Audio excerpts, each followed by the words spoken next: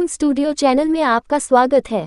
सूरज सन हमारे सौर मंडल का केंद्रीय तारा है और पृथ्वी पर जीवन के लिए ऊर्जा का मुख्य स्रोत है। यह एक विशाल गैसों से बना हुआ तारा है जिसमें मुख्य रूप से हाइड्रोजन लगभग 75% और हीलियम लगभग 24% गैसें होती हैं। सूरज के बारे में कुछ महत्वपूर्ण जानकारी।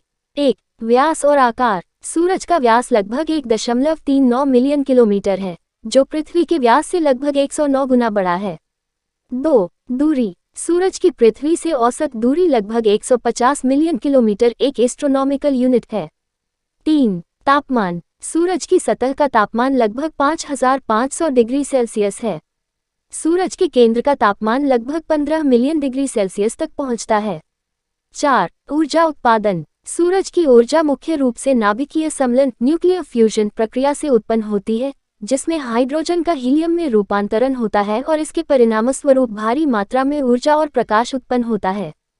5. प्रकाश और ऊर्जा। सूरज से निकलने वाली ऊर्जा और प्रकाश 8 मिनट 20 सेकंड में पृथ्वी तक पहुंचता है। 6. उम्र और जीवन काल। सूरज का वर्तमान जीवन काल लगभग 4.6 अरब वर्ष पुराना है और इसके जीवन का कुल समय लगभग 10 अरब वर्ष का होगा। इसका मतलब है कि सूरज के पास अभी लगभग 5 अरब वर्ष और है। उसके बाद यह एक लाल दिग्गज रेड जायंट में बदल जाएगा और अंत में एक श्वेत बिंब व्हाइट ड्वार्फ के रूप में समाप्त हो जाएगा। 7. केंद्र और बाहरी क्षेत्र। सूरज के केंद्र में नाभिकीय सम्मिलन की प्रक्रिया होती है, जबकि इसके बाहरी क्षेत्रों में सूर्य की वायुमंडल जैसी संरचनाएं होती हैं, जैसे कोरोना और क्रोमोस्फीयर। सूरज न केवल हमारी पृथ्वी के लिए जीवन का आधार है, बल्कि इसका अध्ययन भी खगोलशास्त्रियों के लिए महत्वपूर्ण है, ताकि हम तारे, ग्रह और अंतरिक्ष के अन्य पहलुओं को बेहतर तरीके से समझ सकें। सूरज के बारे में और अधिक जानकारी। 1. सूरज की संरचना। सूरज की संरचना 4 मुख्य परतों में बांटी जा सकती है। कोर। ये सूरज का केंद्रीय भाग है, जहां नाभिकीय सम्मिलन की प्रक्रिया होती है। यहाँ हाइड्रोजन का हीलियम में रूपांतरण होता है और इस प्रक्रिया से विशाल मात्रा में ऊर्जा उत्पन्न होती है। कोर का तापमान लगभग 15 मिलियन डिग्री सेल्सियस होता है। Radiative zone. ये कोर के बाहर स्थित क्षेत्र है, जहां ऊर्जा कोर से बाहर की ओर रेडिएशन विकिरण के माध्यम से यात्रा करती है। यहाँ तापमान लगभग 2 मिलियन डिग्री सेल्सियस होता है। Convective zone. रेडिएटिव जोन के ऊपर स्थित यह क्षेत्र है, जहां ऊष्मा संवहन के द्वारा सूर्य की सतह तक पहुंचती है।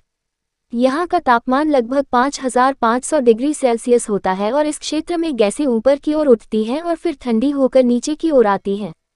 सूर्य की सतह फोटोस्फीयर। ये सूरज की वह परत है जिसे हम दिन में देख सकते हैं। ये वह क्षेत्र है जहां सूरज का प्रकाश पृथ्वी तक पहुंचता है। इसका तापमान लगभग 5500 डिग्री सेल्सियस होता है। 2. सूरज के बाहरी वातावरण। सूरज के बाहरी वातावरण में कुछ विशेष भाग होते हैं। क्रोमोस्फीयर। ये सूरज की सतह के ऊपर की एक परत है जो सूर्य के रंगीन वातावरण का हिस्सा है। ये परत सूर्य के दृश्य प्रकाश के बाहर लाल रंग की दिखती है और इसमें उच्च तापमान होता है। कोरोना। ये सूरज का बाहरी वातावरण है जो बेहद गर्म और पतला होता है। इसका तापमान सूरज की सतह से कहीं ज्यादा, लगभग 1-3 मिलियन डिग्री सेल्सियस होता है। कोरोना सूर्य के आंतरिक भाग से बाहर की दिशा में फैलता है और यह सूरज के वायुमंडल के सबसे बाहरी क्षेत्र में स्थित होता है। सूर्य के ग्रहण के दौरान ये परत दिखाई देती है। 3. सूर्य की ऊर्जा और विकिरण। सूरज से निकलने वाली ऊर्जा मुख्य रूप से प्रकाश और अन्य प्रकार के विकिरण के रूप में होती है, जैसे प्रकाशीय ऊर्जा इलेक्ट्रोमैग्नेटिक रेडिएशन। सूरज से निकलने वाली यह ऊर्जा प्रकाश, एक्स-रे, गामा किरणों, अल्ट्रावायलेट किरणों और अवरक्त विकिरण के रूप में पृथ्वी तक पहुंचती है। सूर्य हवा सोलर विंड।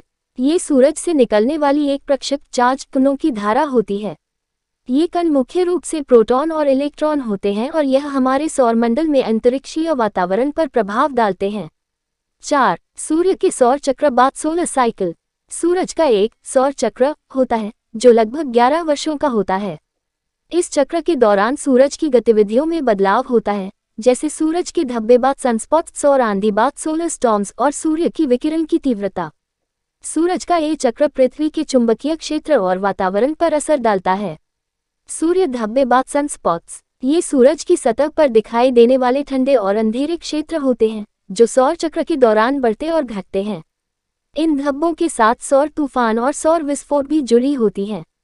सौर तूफान सोलर स्टॉर्म्स। ये सूरज से निकलने वाली उच्च ऊर्जा वाली किरणों की धाराएं होती हैं, जो पृथ्वी के वातावरण और उपग्रहों के लिए हानिकारक हो सकती हैं। कभी कभी ये विद्युत चुंबकीय विकिरण के रूप में दिखाई देती हैं, जिन्हें ऑरोरा कहा जाता है, जो ध्रुवीय क्षेत्रों में देखने को मिलते हैं। 5. सूर्य के प्रभाव। पृथ्वी पर जीवन। सूरज से मिलने वाली ऊर्जा के बिना पृथ्वी पर जीवन संभव नहीं होता। सूरज की ऊर्जा पौधों के द्वारा फोटोसिंथेसिस की प्रक्रिया में उपयोग होती है, जिससे ऑक्सीजन और भोजन उत्पन्न होते हैं। इसके अलावा सूरज के तापमान के कारण पृथ्वी का मौसम और जलवायु नियंत्रित रहते हैं।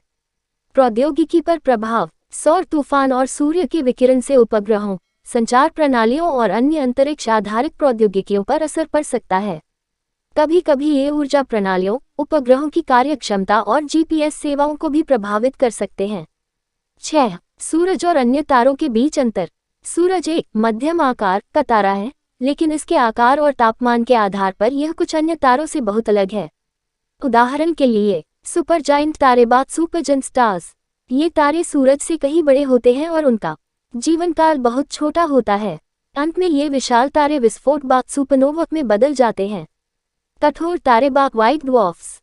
ये सूरज से छोटे तारे होते हैं, जिनका जीवन काल समाप्त हो चुका होता है। सूरज अंत में इसी श्रेणी में परिवर्तित हो जाएगा।